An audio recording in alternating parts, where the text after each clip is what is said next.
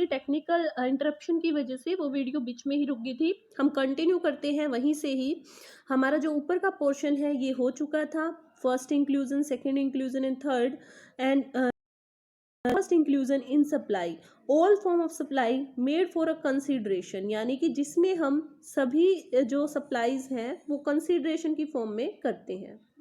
तो देखिए स्कोप के बाद में हमारा supply as per the GST law section 7(1), ठीक है, इसमें क्या क्या इंक्लूड है और जो 3 टाइप्स की इंक्लूजन है वो कौन कौन से हैं। तो देखिए includes all form of supply made for consideration, जो सभी सप्लाई जो हम कंसिडरेशन के बदले यानी जिसके बदले में हमको कुछ प्रतिफल कुछ मिलता है, ये है हमारा फर्स्ट इंक्लूजन। सेकेंड है इम्पोर्ट ऑफ सर्विसेज, जिसमें हम इंपोर्ट करते हैं सर्विसेज का, और ये है हमारा सेकेंड इंक्लूजन। और सप्लाईज मेड विदाउट कंसिडरेशन, कुछ सप्लाईज ऐसी हैं जो हम बिना किसी कंसिडरेशन के करते हैं, तो क्या वो टैक्सेबल सप्लाईज हैं। तो यहाँ पर टोटल सप्लाईज को 3 पार्ट्स में बांटा है। एक वो जो हम कंसिडरेशन के बदले में करते हैं, एक जो हम इंपोर्ट करते हैं सप्लाईज को, और एक जो हम विदाउट कंसिडरेशन करते हैं, ये है हमारा थर्ड इंक्लूजन। तो 1 बाय 1 करके तीनों इंक्लूजन को अच्छे से डिटेल में करेंगे, ठीक है। अब देखिए आप फर्स्ट इंक्लूजन में क्या आता है। First inclusion supply section 7(1)(a) है, इंक्लूड करता है, फर्स्ट इंक्लूजन इंक्लूड करता है सप्लाई ऑफ गुड्स और सर्विसेज और बोथ की, और सभी टाइप की सप्लाईज इसमें आती है, ऑल फॉर्म्स की। जो कंडीशन है सप्लाई की वो क्या है, फर्स्ट कंडीशन है मेड फॉर अ कंसिडरेशन, कि आप सप्लाई अगर कर रहे हो तो उसके बदले कुछ ना कुछ, जैसे कि मान लीजिए डॉक्टर है वो अपनी सर्विसेज सप्लाई कर रहा है, मैं गुड्स सप्लाई कर रही हूँ, तो किसी न किसी चार्ज, किसी न किसी कंसिडरेशन के बदले में फ्री ऑफ कॉस्ट ना हो। सेकंड वो क्या है, बिजनेस पर्पस से हो, फर्दरेंस ऑफ बिजनेस हो, ना कि पर्सनल यूज़ के लिए या फिर किसी रिलेटिव्स को फ्री ऑफ कॉस्ट हो।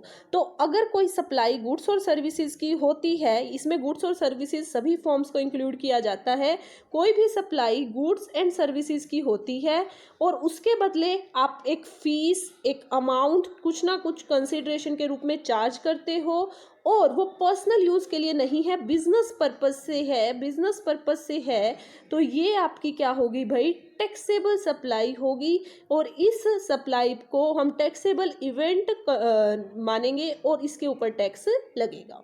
क्लियर। इसके बाद है आपका गुड्स और सर्विसेज में डिफरेंस। तो देखिए गुड्स और सर्विसेज में डिफरेंस एक छोटा सा है, इसको आप अच्छे से कर लीजिए, मोस्ट इम्पॉर्टेंट है इनके सेक्शन। गुड्स और सर्विसेज दोनों ही सेक्शन 2 में आती हैं, लेकिन गुड्स आपका सेक्शन 252 में और सर्विसेज आपका सेक्शन 2102 में आता है।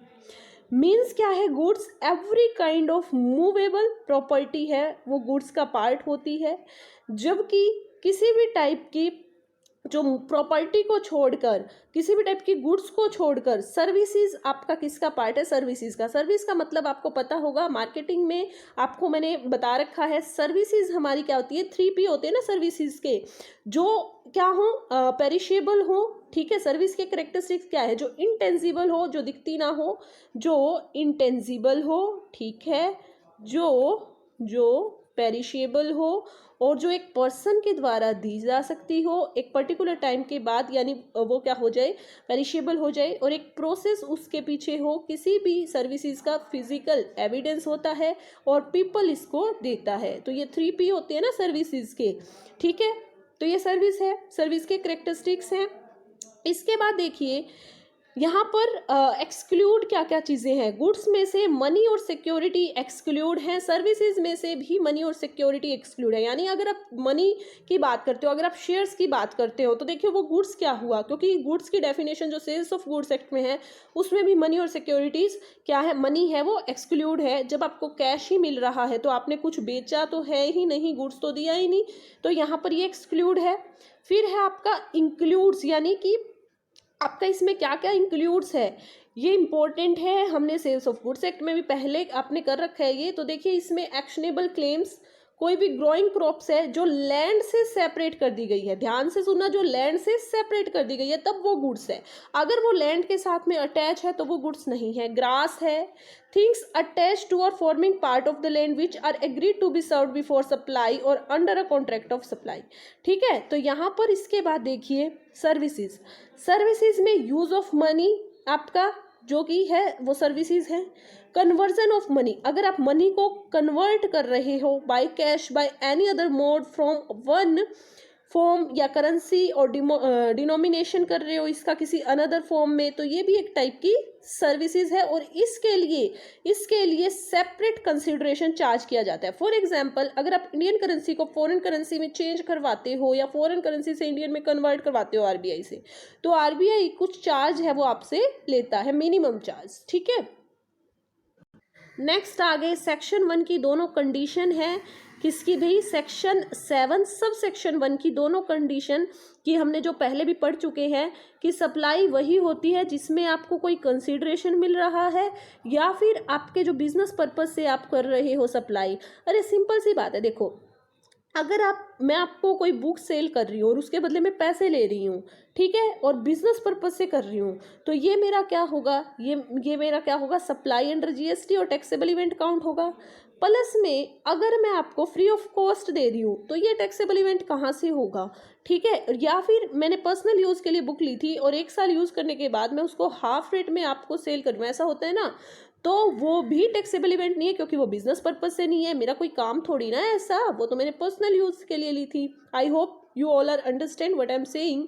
ठीक है, तो ये सिंपल सप्लाई का मतलब क्या है भाई, सप्लाई जिस पर टैक्स लगेगा, वो सप्लाई जिस पर टैक्स लगेगा, जिसको टैक्सेबल इवेंट हम नॉर्मल सप्लाई कंक्लूड करते हैं, जो बिजनेस पर्पज के लिए हो और जिसके बदले में आपने कंसिडरेशन लिया हो। ठीक है, तो यहाँ पर देखिए एक एग्जाम्पल गिवन है, मिस्टर वाई ने मोबाइल फ़ोन 20,000 का परचेज किया, बिजनेस यूज़ के लिए नहीं, पर्सनल यूज़ के लिए, तो यहाँ पर और 10 मंथ के लिए उसको यूज़ किया और फिर उसको सेल कर दिया, तो ये note done, this is not done by mister Y for the furtherance of business. तो ये एक्ट बिजनेस पर्पज से नहीं किया गया, इसीलिए इसको सप्लाई में इंक्लूड नहीं करेंगे। ओके, अब देखिए सप्लाई में आता क्या क्या है। अब देखिए सप्लाई में आता है बच्चा सेल, अगर हम किसी चीज़ को सेल कर रहे हैं, ठीक है, अगर हम डिस्पोज कर रहे हैं किसी चीज़ को, अगर हम गुड्स और सर्विसेज को ट्रांसफ़र, सर्विसेज का ट्रांसफ़र तो नहीं, गुड्स को अगर हम ट्रांसफ़र कर रहे हैं वो भी सप्लाई है। बार्टर सिस्टम, बार्टर सिस्टम क्या होता है, ट्रेड में आप पढ़ चुके हो, एक गुड्स के बदले दूसरा गुड्स आप लेते हो, इसमें गुड्स के बदले में कैश या मनी नहीं ली जाती है, ये होता है बार्टर सिस्टम। आप एक्सचेंज कर रहे हो गुड्स का, ये भी आपका सप्लाई है। लाइसेंसिंग सप्लाई है, लीज रेंटल सप्लाई है, लीज है वो भी सप्लाई है। लीज होता है जब आप किसी असेट्स को या फिर आपकी कोई लैंड है उसको एक लॉन्ग टाइम पीरियड के लिए एक लीज रेंट के बदले में